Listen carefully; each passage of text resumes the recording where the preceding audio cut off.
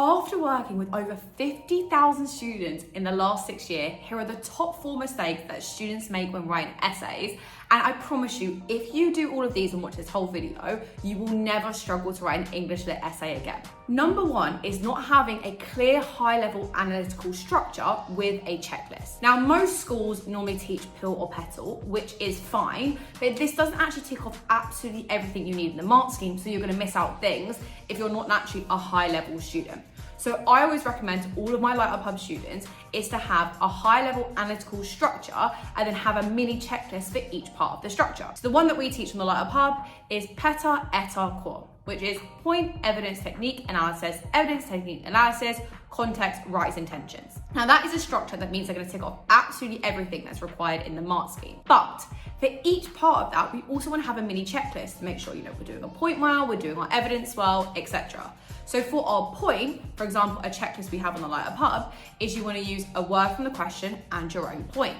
So that just means when I'm going through my analytical paragraph structure, I know, okay, have I done a word from the question? Have I done my own point? And then you're actually ticking off absolutely everything in each part of the structure. And if you guys did want that, just go on to the essay skills on the Light Up Hub and we have model examples for every single literature text on how you can actually apply it. And mistake number 2 is not being clear on your 3 points that you're making. Now, when you're going to write an essay, you should have 3 main paragraphs that you're normally gonna write up, so you'll have 3 main points. What most students don't do is they don't take 2 minutes just to plan out what is each paragraph gonna be, so they don't actually repeat the same ideas, so they can talk about different characters or different parts of the text. So what we wanna do is we wanna have our 3 mini points using words from the question. So always, what I recommend to my Light Up Hub students is you want to do 2 things. You always want to use the word from the question, and you also want to have your own mini point that you're arguing. And I always think through it. Imagine each paragraph is its own mini essay, and you want to just completely argue one thing in the essay. So for example, if the question was, how is responsibility presented in inspector calls? I know my word from the question is responsibility. So what I've got to do is think back, okay, what are my 3 points I'm going to argue? And they want to be quite different points. Pro top tip, if it's a key theme, I always recommend trying to choose 3 different characters.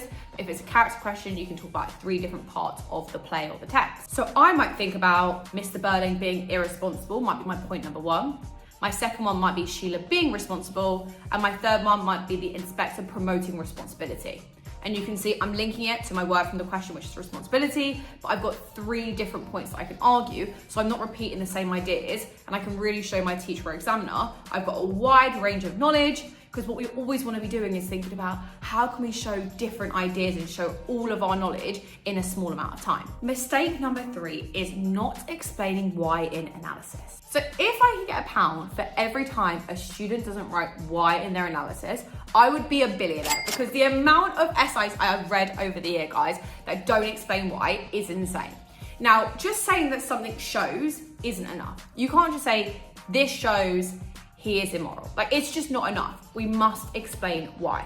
Now, the easiest way to do that is literally using as or because. For example, this shows that Mr. Burling is unscrupulous. Okay, that's good. We're saying it's a fancier way of saying he's immoral. That's lovely, but I've not explained why. So instead I would say, this shows that Mr. Burling is unscrupulous as he prioritizes profit over people, reflecting Priestley's critique of capitalist self-interest. So there you can see I've said as, which is me emphasizing my why. And also another thing, guys, if you use high-level words and ideas, which is amazing, and you definitely should do it, if you don't actually put an explanation as to why, the examiner could just see that you're just throwing in these words, you have no idea what it means. You must explain why after it. So for example, unscrupulous is a lovely high-level word, really nice, like a better way of saying immoral. But if you don't explain why, it just seems like you've thrown it in there because you've seen it on YouTube, for example, but you don't actually understand what it means. So we must explain why. And mistake number 4 is context dumping. Now, of course, you get marks for context in your different questions, but when students put in context, they do 2 things wrong. Firstly, they treat it like a history essay, and secondly, they don't link it back to the question. So the first thing is, we don't want a history essay. This is English. You can keep history to history. We just want a brief explanation of context.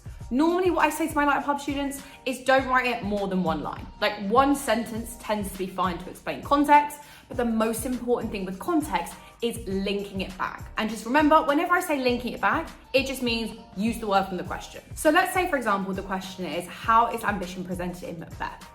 And let's say the context that I had chosen was the belief of the divine right of kings. And I've just explained the divine right of kings, the belief that the king chose God. Nice, I've kind of put in my context. But I can't just then go on to my next point. I now need to link this back to the question. And remember, the question is on ambition. So I now need to have a linking sentence of how the divine right of kings links to ambition.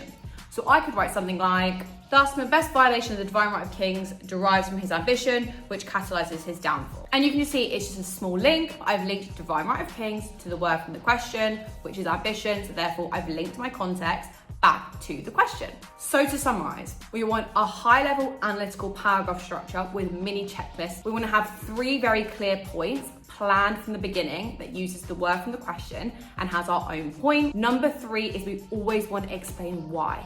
Make sure we either use as or because. And number 4 is we want to have a link to our context. So after we've got our context in, we want to have a link back to whatever the question is about. Now guys, if you did like this, make sure you subscribe. And what I'm going to do is I'm going to put another link to a video here that will help you further with your English revision.